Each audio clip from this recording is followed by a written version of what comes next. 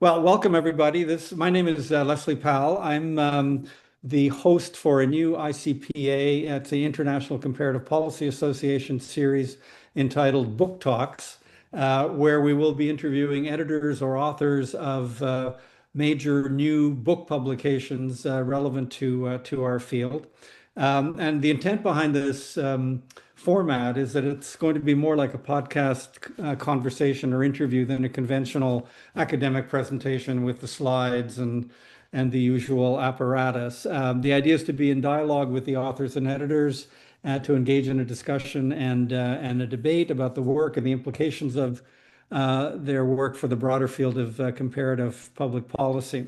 We'll also, as we get close to the end of our hour, entertain some questions from the audience. And also in this case, because it's an edited book, if we have some of the contributors here, they can also jump in and register their comments. So we're very pleased. We're going to plunge right in. Very pleased and honored to have as the first in this series. There will be 6 or 7 books that we'll be covering. The editors of the 2024 Edward Elgar book, Handbook, the Handbook of Public Policy Implementation. The editors are with us here. Fritz Sager, who's with the KMP Center for Public Management at the University of Bern. Céline Mavrot from the Institute of Social Sciences at the University of Lausanne. And Lael Well, Keiser. Lael Keiser from the Truman School of Government and Public Affairs at the University of Missouri.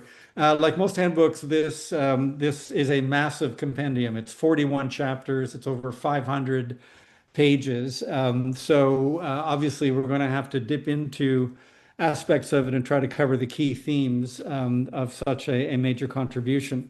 But what we want to get at is the logic of the book, some of the key issues that it addresses, and most importantly, I guess, some of the implications for future research directions.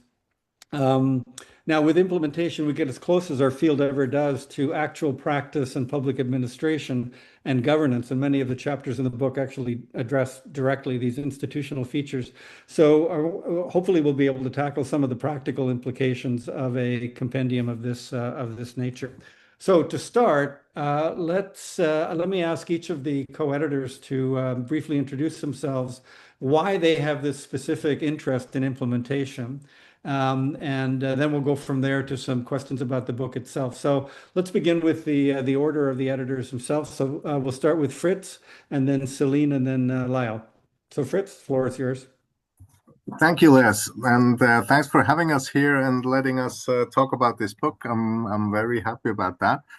And where does my interest in implementation come from? That's First of all, I'm a policy scholar, so my interest is policy, and public policy is somehow the exertion of power towards the citizens, and that's where it takes place. That's where state power manifests itself. That's during implementation. So there's a very basic interest in this logic of where does the state have the power? What does it mean for the citizens? Well, this interface between citizens and the state. I think that's a very basic democratic topic which is of core importance. Then personally, I work at the Center for Public Management. You said so, but I originally I don't have a classic academic career. I used to work in a private research company, and we basically did research for government agencies, and these commissioned research projects, they were mainly policy evaluations. And so the answer always was, do we do the right thing, and do we do it well? And do we do it well part of this question is implementation. So in policy implementation was from early on a very important part of my work, of my interest. And this work in practice, this work with government agencies, also showed me that there is another dimension to public policy and politics beyond the classic decision-making procedures. And maybe finally, I'm now part of I'm a member of the university board here at the University of Bern, and so now I'm implementing education policy basically. Yeah, so that's also another point which shows me the importance of public policy implementation. Yep. Well, speaking as a recovering administrator myself, I think universities are probably the most one of the most challenging venues in which to implement just about any kind of policy. So yeah, I agree. Okay, Céline, please. Yes, thank you as well for the invitation and the opportunity to present the book. I have to say, I also come from the policy evaluation field. So I've been for years very close to the politics of administration, to the politics of public policy. As many policy evaluators, we see very close to the field the praxis of implementation and the chaos of implementation, as many authors describe it in the book. And maybe another layer is that I specialize in health policies and health systems. And these are policies that usually trigger a lot of emotional debates, a lot of morality dimensions, because it's about governing bodies and minds. And we can see a lot of this politics during the implementation as to how the policy targets react to this governance process within the health system. We also have policy implementers that have very strong values, very strong professional ethics, and this made it a very, very fascinating field to study really the politics of policy implementation and the related dispute and debates. Great, thank you. Lael?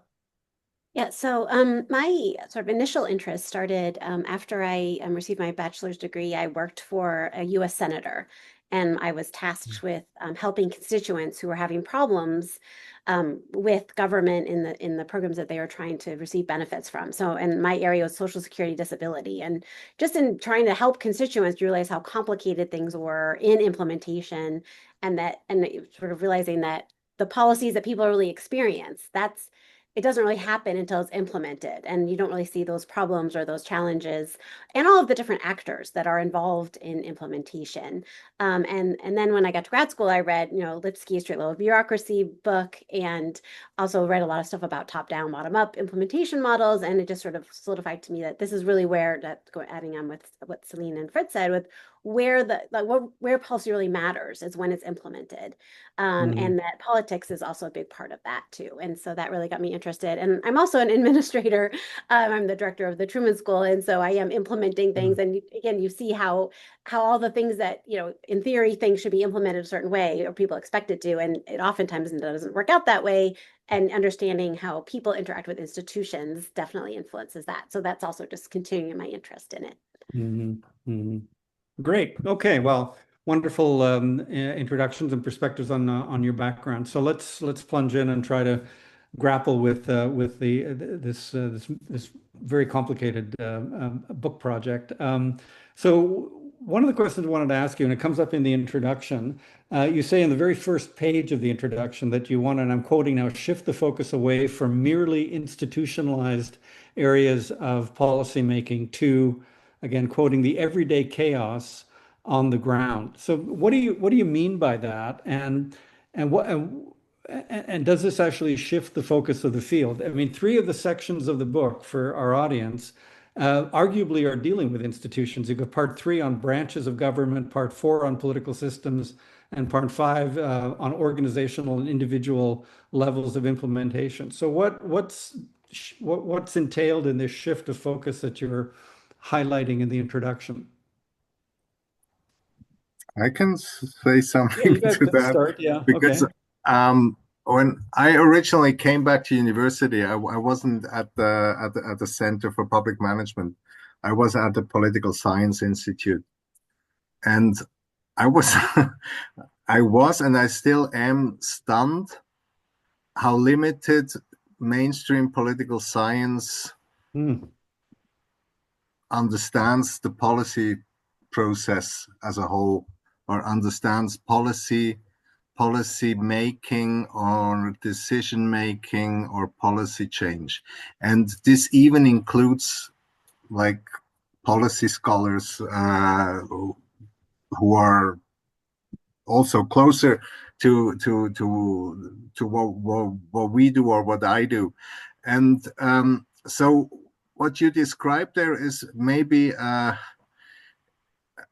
expression of this irritation that I'm really, I to this day, I know that shouldn't be the case anymore, but to this day, I am really surprised how many political scientists still think that the story ends with the decision taken, be it by the parliament, be it by government, be it whatever.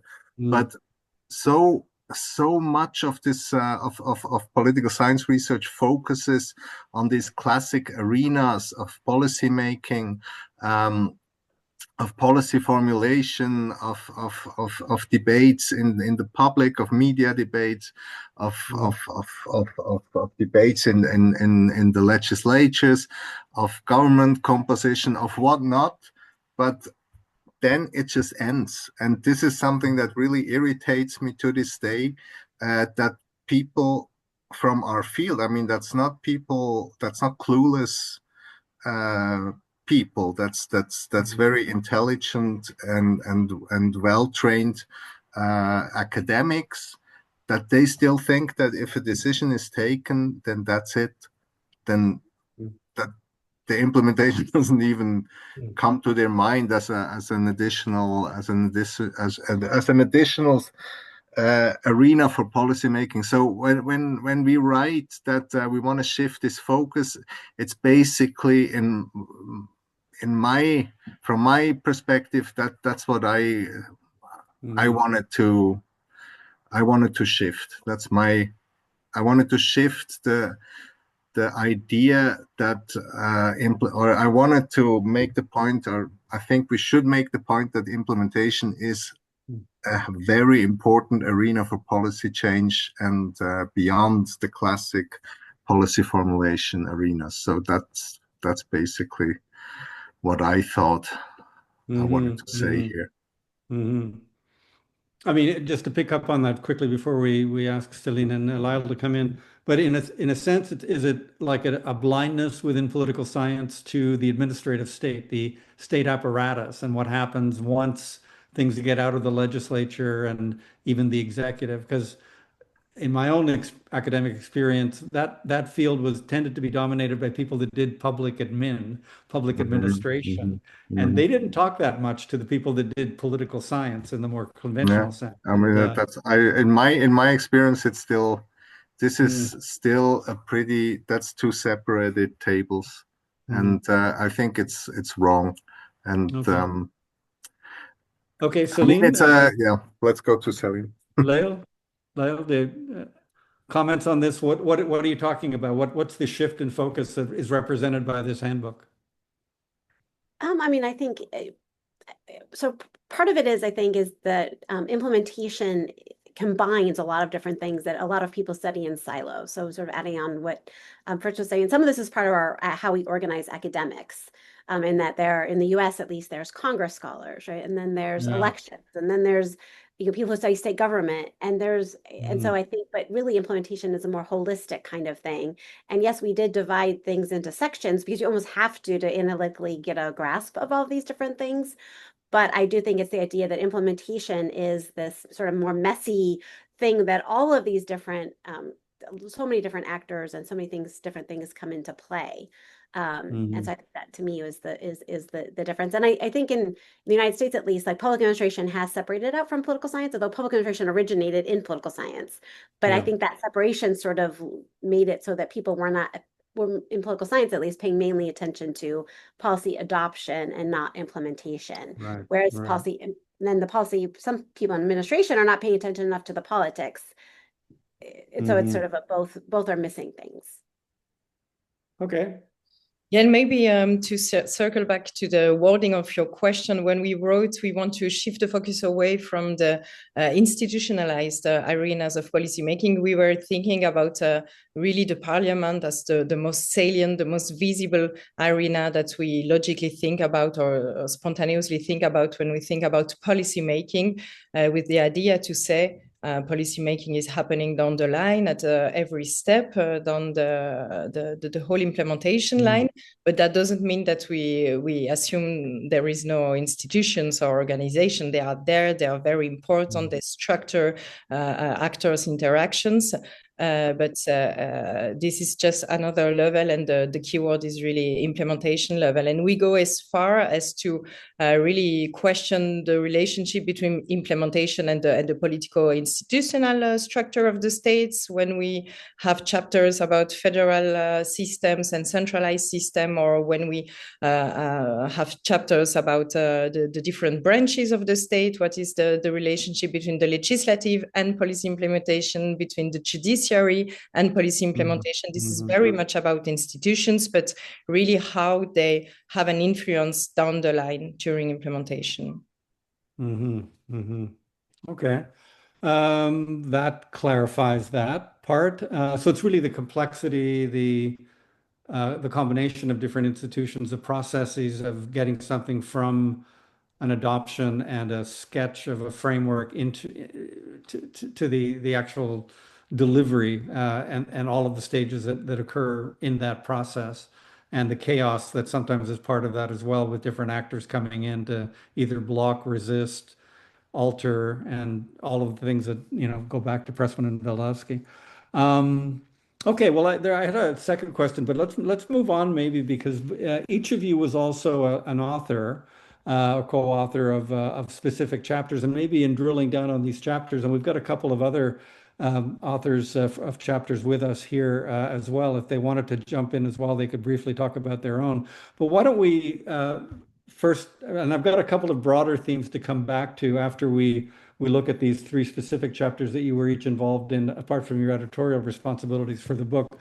So with Céline, you had a chapter 26 on politicization and controversies in policy implementation, picking up on the last set of comments you actually made. And the one thing that jumped out at me there, and maybe we can because it got picked up a little bit in some other chapters as well, was the role of bureaucrats as policy entrepreneurs, and the politicization of the implementation process is in part a reflection of the way bureaucrats and administrators can also inject their own agendas into the process. Can you comment a little bit about this, about administrators or bureaucrats in the state apparatus acting as policy entrepreneurs, and what are the implications of that for things like accountability and fidelity to the original policy framework that might have been designed by the legislature? I mean, maybe this is something Lael can jump in on as well, given her experience that she was referring to before. So Céline, your chapter, politicization and controversies, and specifically the emphasis on entrepreneurship. Yeah, that is really along the same idea to really shed light on the fact that controversies, and that might be counterintuitive, really do happen during implementation. It's also a stage where the society debate about the policies that we want, the exact calibration of the policies, the outcome that we aim at, can really happen during implementation. And the idea of the chapter was really to show how during implementation controversies can happen at the policy oversight level, or at the implementation level that you talks about, and at the really like the reception level. How do the policy target react, contest, negotiate possibly the policies that are aimed at them? And then related to policy controversies that can happen more at the level of the bureaucrats, there is really the idea that street level bureaucrats, mid-level bureaucrats can really re-inject politics during their daily duties, because they can reshape the policy, they can stretch the policy in one way or the other, and that would be more silent, but they can also have entrepreneurship behavior and really promote new policy ideas, promote policy reforms. And we also have a chapter from Nissim Cohen that is really dedicated to the question of policy entrepreneurship at the street level. But this is the idea, yeah. Just how much entrepreneurship is good entrepreneurship? I mean, if you could imagine a policy entrepreneur operating at the street level or within an administrative agency, taking that entrepreneurship so far that they end up breaking the link between what's actually being implemented and what was originally intended in the policy framework. So entrepreneurship has a kind of positive valence to it. It sounds like a good thing, but from an accountability perspective, can you have too much entrepreneurship? Yeah, this is a good question, because when I teach to practitioners, this is always the question that raises the most debate, because half of them say, of course, the policy cannot be specific enough that we don't have choices to make, or it can't be right enough according to my professional values that I don't have something to change or something to advocate. And the other half of the practitioners are very shocked and say, okay, that would be anti-democratic and we have just to comply with the political order. So this is also comes back to normative questions. Really interesting question, but there are some types of accountabilities that also ensure that the bureaucrats cannot do anything as they like. And we also have a chapter of Eva Thurman and a colleague that really describe all the types of accountabilities that bureaucrats are subject to, like public accountability, hierarchical accountability, professional accountability, like peer review and peer process that ensure also the respect of the professional values. So this is one thing that can really ensure that things are going in the right way. And we also have a very interesting chapter, a very original chapter of Daniel Angster about the ethics of policy implementation, and he reviews as well all the norms that public servants have from themselves, and that the system puts on themselves to guarantee that we do not have like undemocratic behavior. Any comments from our other guests on this broader issue of entrepreneurship, accountability? I mean, I think that's ethics? like one of the most central questions in sort of political science, public administration. I mean, there's a lot of criticism of the deep state in the United States, and that's really getting at what you're talking about. And then there's all sorts of questions of like, should elected officials who don't have the expertise, be deciding how policy should be implemented? How do you balance that out between the two of them? Which is why I think this idea of more of a political conflict, or it's kind of a messy process where those things are kind of negotiated and push and pull back. And, I mean, I think there's lots of really interesting work on how a lot of ideas on public policy originated from people who were implementers. So if you look in the United States, for example, Dan Carpenter has really interesting research on how if you look historically, a lot of the ideas that were finally adopted were actually first proposed by people within the federal government that were implementing policies, and then seeing where there might be a problem, a gap. And again, that sort of gets at what point are we talking about implementation, or what point are we talking about adoption? And it gets really messy between the two. But I do think there's a lot of policy entrepreneurship that comes through in implementation. And then it's not very normatively clear how much elected officials should have control over that or not. It's in some ways they should control it, but they're not the experts. And so they don't have those professional values, as Céline pointed out. Right.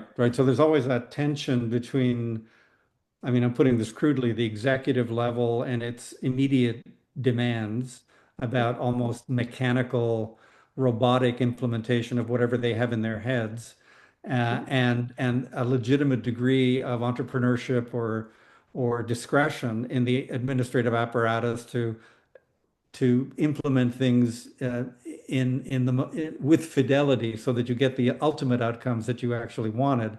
And you can go, that tension can, or that balance can be too much on one side or another, and then you get a conflict between and obviously that's happening in the United States right now with attempts. There was something in the New York Times this morning about an attempt to there's a mastermind that's been working with President Trump about developing a core executive with much more vigorous and tighter controls over the executive branch, including the administrative apparatus, so that whatever springs from the brow of the executive agencies is allegedly supposed to be perfectly implemented down the line. Great. Okay. May I add to that? Just Yeah. one word, because that's this normative focus is very much dominated by the view that input is good and output is bad. But that's not how democratic systems work. There's a legitimacy of participation, but there's also a legitimacy of solving problems, getting things done, and producing welfare. And the two have to be in balance. And I mean, there's in my point of view, implementation is so important because it raises this question of discretion. How much discretion do we grant the people to implement decisions that might not be like perfectly thought through or super well designed? And if we cut this discretion for the people that we hire because they are trained in this specific field, then there's no way we can correct like badly designed policies. And that's what implementation is about. Implementation is about solving problems as the policy wants to solve them. And so there's always this tension between, should I follow like the letter of the policy, even though it might not be helpful, or should I do something in order to achieve the objective, achieve the actual goal of the policy, even though it might violate or even though it might not be non-compliant with what they originally decided. And I mean, that is a normative question, and implementation is the moment of truth for these normative questions. What do we actually want? Do we want to go down by following whatever politicians decided, or do we want the problems to be solved? We have a question. Iris, do you want to jump in? You're on mute. And of course, you don't need it. Not a question, maybe a comment. May I? Okay. Yeah. Yes, of course. I don't. I'm doing policy analysis and comparative policy analysis. And in my forthcoming book, The Logic and Methodology of, I say, and as you were talking, this sentence was coming to mind, policy analysis has no raison d'etre if it's not implementable, if the solution cannot be implemented. And what connects with what Fritz was saying is that a very core component of policy analysis throughout is taking the context into account. Context matters, Laswell, right? And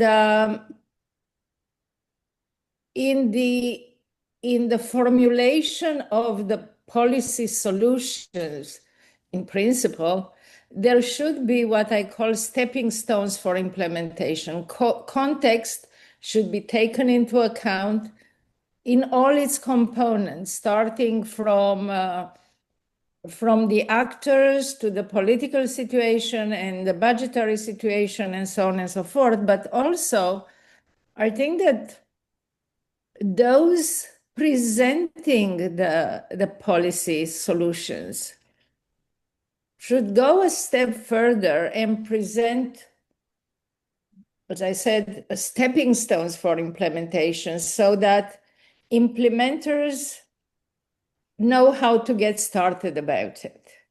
And can adjust as closely as possible their own views and entrepreneurship and so on and so forth, so that we are as close as possible to the problem situation, policy analysis, decision making, and the actual implementation that would actually solve the problem. So guardrails of some for sort. 2 pennies. Yeah. Speaking of context, Lael's chapter and Fritz's chapter actually are dealing with specific political systems. In Lael's case, she's talking about member state implementation in the US. I guess I would interpret that as subnational or state level governments. And in Fritz's case, again, member state implementation in Switzerland and other federal state. So I'm going to put Lael on the spot here. In talking about implementation in the USA, which is a huge topic in and of itself. So my way of coming at this, and maybe as a way to assist you to summarize the chapter, you can do it any way you like, but I thought to myself, because I come from a federal state as well, Canada, your neighbor to the north, standing back, how would you characterize implementation in the US federal system in comparison with Canada or other European institutions? Are there some key defining features in the US system? I mean, I think when we think about implementation, I think that some of the general points about how local political jurisdictions matter and the local context matters, and that matters across all types of government, but how it matters, and then there's a lot of differences in power and authority of making policy, and and I'm not a comparativist, so I mean I'm more familiar with the U.S., but in terms of my understanding is that United States and Canada are fairly similar, but there are important differences I mean I think like that the biggest difference in the United States is that the local governments really control criminal justice policy, for example, whereas might be slightly different in Canada. So I think in some ways, you think about across countries, I think that would be a great book, like to actually compare across countries, because I think there are a lot of similarities in countries, but there's also every country is unique in its governance structure and how much policymaking power they have. And even within the United States, I would say that the big takeaway point in the United States is that it varies across policy areas. So there are actually you have to sort of go to each policy area to understand how both the Constitution, first of all, shapes how much power subnational governments have, and then each state decides how much power the local governments have. But some policy areas the federal government is dominant, some countries the states are, some policy areas the states are, and then even over time that changes. So I would say I think the takeaway point is that local governments matter, but how they matter, you have to look at different policy areas and find patterns and group them by those types of things. The specific governance structure, historical things really matter. So like local governments and state governments got involved in creating policies before national governments acted. And then they have this whole apparatus that is then in charge of implementing policy. And then that sort of shapes federal policy. So it's this interplay between these different levels of government, which I think is very similar to Canada. Fritz and I have talked a little bit about some similarities between the US and Switzerland. But again, each one you have to kind of understand the Constitution and what powers it gives, and then the history of each policy area. Do you think there are more veto points in the American system than in many other comparable systems? I don't know. I mean, I would say like I think there are a lot of veto points in the United States, that it's really hard to get anything done. It's a kind of, I mean, and the states actually have power. I mean, for example, right now, I mean, just look at, for example, of each state has a attorney general, and the state attorney generals are very active in suing the national government. They sued the national government when Biden was president. Now they're suing the national government when Trump is president. And so then the courts are sort of a referee in terms of dealing with those lawsuits. And that shapes policy. So, I think that it's hard to get things done in the United States. I don't know. I think I would leave it up to people who are experts in other countries to say whether that is the case in other countries as well. But it's definitely in the United States, it makes policy making very slow.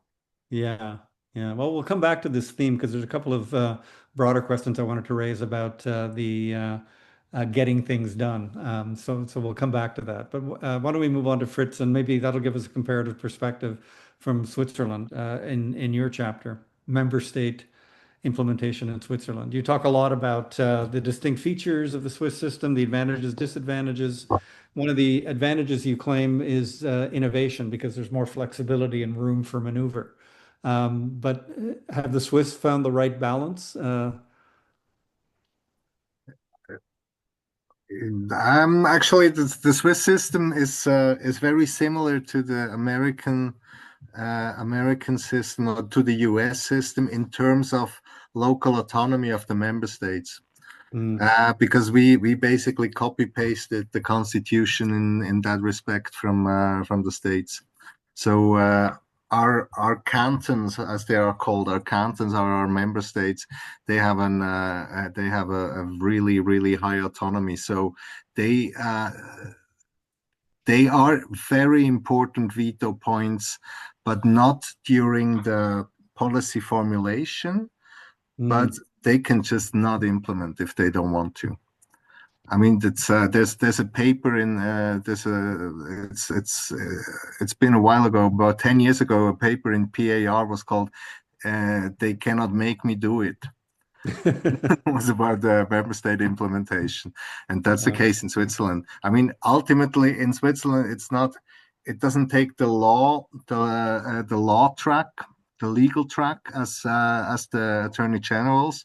It does take the political track. It takes it's all about politics.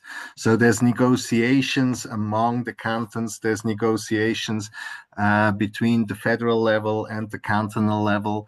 And if you ask me, like to strike the balance between the advantages, which is innovation by using this autonomy to find your own well-suited solution for your local needs, and the problem of distributive injustice, which is a serious problem if you have 26 cantons in such a small country as Switzerland. Then it's basically about this coordination among cantons and this cooperation between the federal level and the subnational level. And there are lots of arenas, there are lots of coordinating bodies, and they play an important role, but they only can play a role if, especially the intercantonal coordination, needs this discretion of the implementing agents to find some sort of harmonization among the member states. If the experts or the administrators cannot find solutions, then it remains in the hands of the politicians who will pursue the interest of their electorate in the single 26 cantons, and that will not improve. That will not improve distributive justice. We have very rich cantons and we have rather poor cantons, and the state capacities, they vary to a very large degree, and the federal level cannot level this out. It's really in the hand of the cantonal level. And I would just add that there's value trade-offs. I mean, the same thing we were talking about in policy entrepreneurs. It's like how much control the local level should have and the subnational level should have. You know, on one hand, that they may be more responsive to the local level, their policy views, how they want policy implemented, their political culture, their preferences of leader. But at the same time, if you have national benefits or national policies, they're implemented differently. There's equity issues. So it's constantly a trade-off between sort of, do you want a lot of local responsiveness but then even responsiveness to whom? And minorities in the area may be disadvantaged because they live in a particular state or a subnational government. And Whereas if you have more centralized, maybe you have more equity across in terms of capacity and in terms of how policies are implemented, but then you don't have that ability for policies to vary and reflect the flavor of the local environment that they're in. And it's hard, impossible to say, well, what is the right way? It's just a trade-off between these values. Can I pick up on one of the terms that Fritz raised and that Lael picked up on as well? State capacity.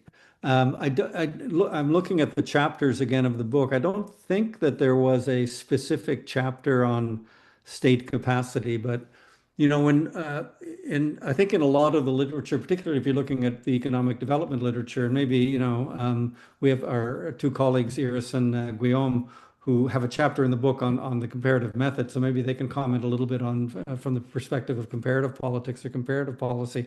But one of the arguments is that you can only get good implementation, all other things being equal, if you have state capacity, and that usually means well-trained bureaucrats, effective procedures, clear and transparent rules, guardrails, all the rest of it.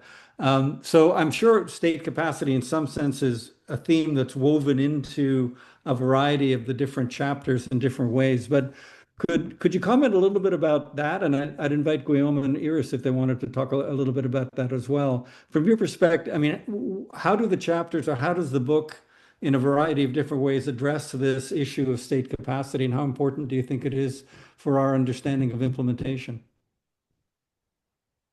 Céline, do you want, or I mean, it's the branches of government, part 3, Yeah. the different political systems, part 4, and the organizational and individual levels of implementation, they all speak about state capacity, because these different contexts, they define how much the state can do, how much the different entities can do, how much power, how much discretion that the individual implementing agents have. And so state capacity plays a role in all these notions, but maybe particularly when we talk about collaborative implementation, when we talk about coordination, when we talk about management, the co-production of public services.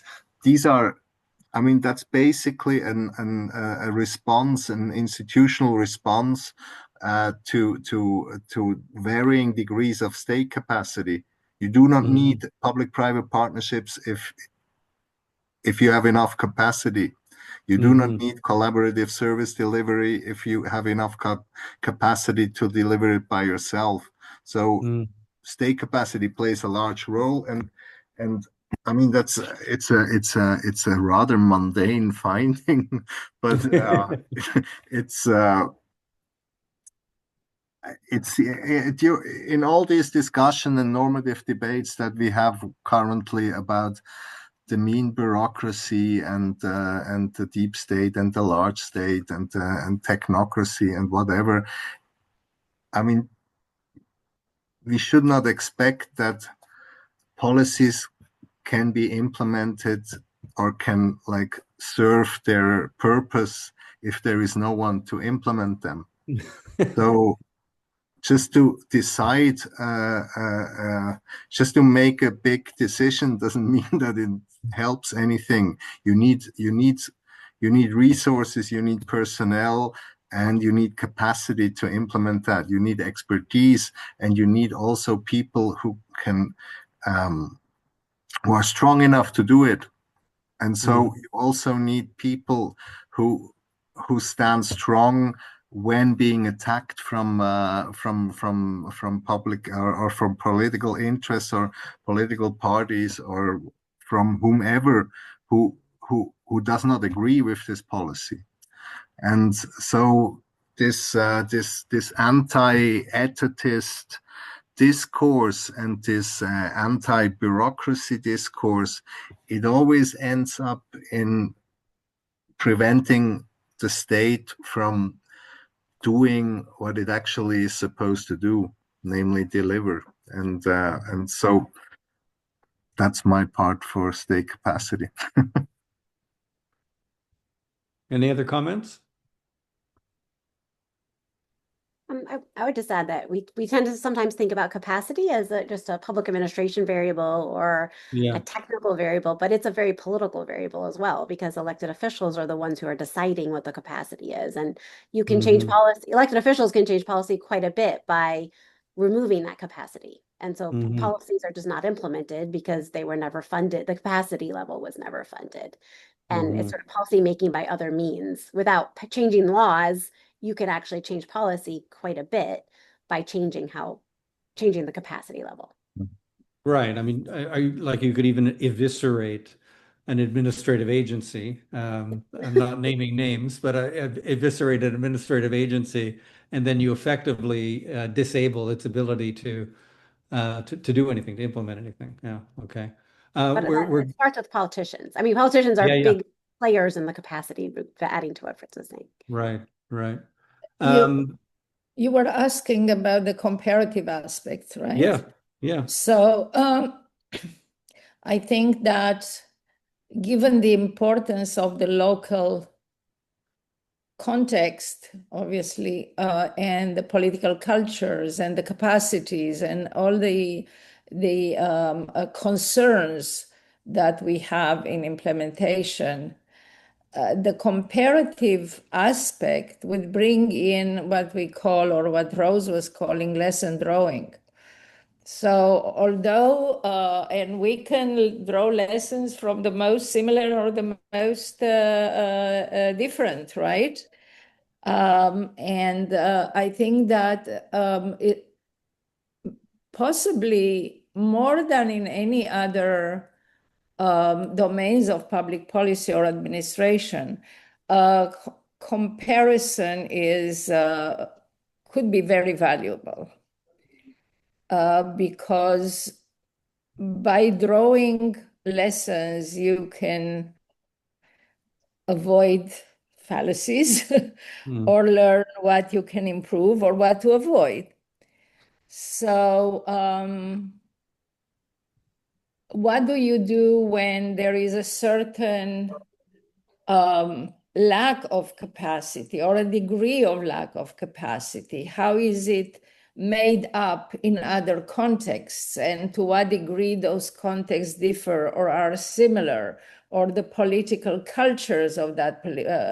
And I find added value in this discussion about implementation in the comparative aspect. And I really appreciate the editors, Fritz and Céline and Lael, for inviting us to write that chapter, because we thought it's important in such a book. And there's something I may add. Yeah, thanks, Les. Given the extremely broad scope of the handbook, and which makes it, by the way, very, very useful and very practical in the sense of advice to decision makers.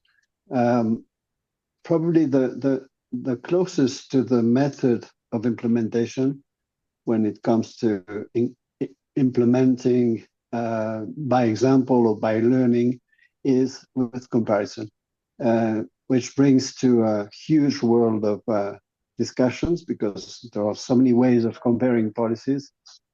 And I think the idea of bringing in the method without making it too heavy or too scholarly, too academic, was, I think, a very nice point. And we really enjoyed writing the chapter from that perspective.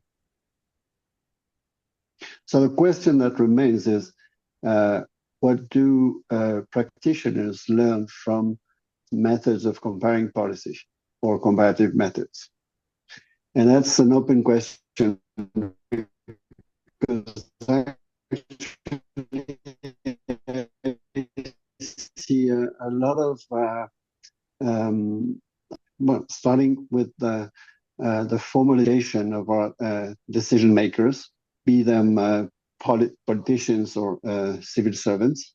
And speaking of capacity, maybe you could pinpoint the question of time, because I think it's basically the the most difficult point, not that much in terms of available information or capacities in the institutional sense, but it's when we come to the limited rationality, the time we have to learn from others.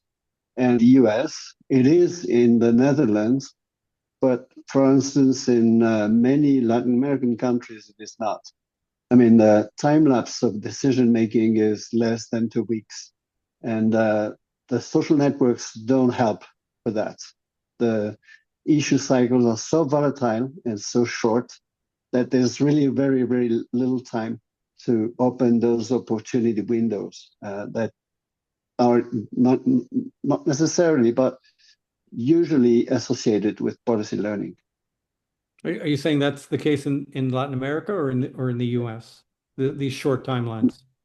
No, I think in most of Latin American countries, I would accept Mexico and some countries where the implementation is highly institutionalized. But I mean, in 90% of Latin American countries, the time lapse is so short and the opinion is so volatile that it's very hard. If you don't come with a plan before starting to implement, it's very hard to compare and to learn from comparison. Okay. Speaking of learning of comparisons, one of the themes or questions that came to my mind when I was looking at the book is the comparison with, I mean, China. I mean, that's kind of the elephant in the room. And I think particularly in US debates, I've been following the various podcasts, the publication of this book called Breakneck by Dan Wang, which the subtitle is How China is Planning to Engineer the Future. And it's gotten an enormous amount of play as a contrast to the apparent sclerosis, not just of the US system, but of Western governments generally. I mean, it also has some play here in Canada. And the refrain seems to be, we can't get things done. We can't build EVs, we can't build high-speed rail. And yet the Chinese have got, their, 300 high-speed rail systems, or they're building, they're engineering housing. They're doing all of these things. So it's an unfortunate contrast for all sorts of obvious reasons. But from an implementation point of view, if you're getting things done and delivering services, there seem to be some aspects of the Chinese or authoritarian systems that seem to work better for that kind of purpose. I'm just wondering if you have any thoughts about, because the book, it primarily seems to me to be focusing on North America and Europe. They're not really. So do you have any thoughts about implementation in authoritarian systems, whether it be the Chinese system or semi-non-democratic systems that seem to have higher state capacity, to bring in that concept again? Yeah, maybe talking about the comparison, it's I mean, we didn't declare that enough, I assume. So there is a limit to this handbook, but it is in fact true that we look at Western democracies, because this is let's say, this is a defined setting. Within, there's still a lot of variance, and it's a setting where the policy science is actually evolved from. But you are completely right that we miss out on the global South. We miss out on Asia. We miss out on autocratic and non-democratic regimes, and that is. I mean, that would deserve a handbook in its own right, I also have to say. I mean, volume number 2, Fritz. Yeah, there's so much. Yeah, maybe that's someone from there should do that, because I don't have the knowledge and the expertise and to do that. But when I review papers from China, or also from Brazil, or from various regions of the world, I mean, there are there are similarities, for instance, about this vertical dynamics between central state and local implementers. But there's also this big difference that if you live in an autocracy, I mean, government can just do what it wants to do. Exactly. And so that is a big difference. That is a different scope condition to basically everything we do, or which is covered in this book. But I mean, it's we just have to admit that this is a limit of this handbook. We do not cover this whole huge field of non-Western democracies. And we non-Western don't have systems. the specific knowledge, I think, to be the ones to cover that. But and this is a huge, really limitation of the book, obviously. But what we try to do is also in some chapters to deconstruct like the reflex that we have, the automatism that we can have in policy process analysis, and we have like the part on the theories of the policy process which come in every handbook, but we also have chapters on like different approaches, a feminist approach to policy implementation, the colonial approach, the question of ethics. We have a chapter about the socio-historical approach, and we try to deconstruct like the kind of automatic things that process that we can have in policy analysis in our field, and to provide some transversal thoughts and different perspectives. Well, we're getting close to the end of our time, so that actually brings me to my last question. And then if I don't know how many people we have in the audience, but if there are a couple of questions from the audience, happy to entertain them as well. But my final question is a kind of wrap up before we end was what do you think, based on the book, and in a sense we've already touched on this to some extent, are the most promising research avenues for future work in the area of implementation? You covered an enormous amount of ground, obviously, with 41 chapters and over 500 pages. But if you were to do a volume 2, or if you were to encourage younger researchers to go in fresh directions around implementation research, where do you think are the most exciting or promising directions in which to go? I have about the very last chapter, which is about how people experience public policies. I think we've got pretty much the question of street level bureaucracy and how they stretch implementation. This is pretty much covered at the moment, but really the other side of the medal, how do people contest, contribute to reshape the policies, like the recipients, the target groups. I think this is an actual limitation in the field, and with a more interdisciplinary approach, like sociology combined to policy analysis, we could move the agenda forward. Great. Okay, Fritz? As we actually write in the introduction, if I do implementation studies, it's always about politics. And I mean, it's quite obvious that it's about politics, but a lot of classic implementation approaches treat it like be it a managerial or an institutional or procedural automatism, which it is not. Or also the compliance literature is not about politics. It's about following the rules. And I think even though when I read implementation research, it's obviously always about politics, I think the future lies in treating it as a venue for politics rather than execution or something. It's politics of implementation is what I see as the venue.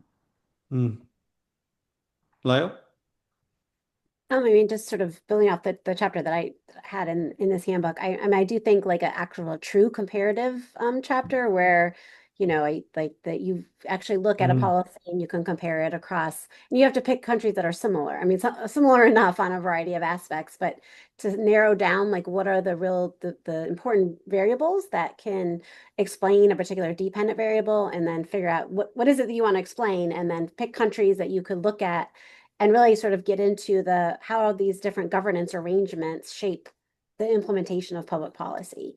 Because I think there would be some interesting leverage there in terms of trying to find what structures that we have about local, state, national level government and the power that they have. How does that influence the policies that citizens in those countries experience?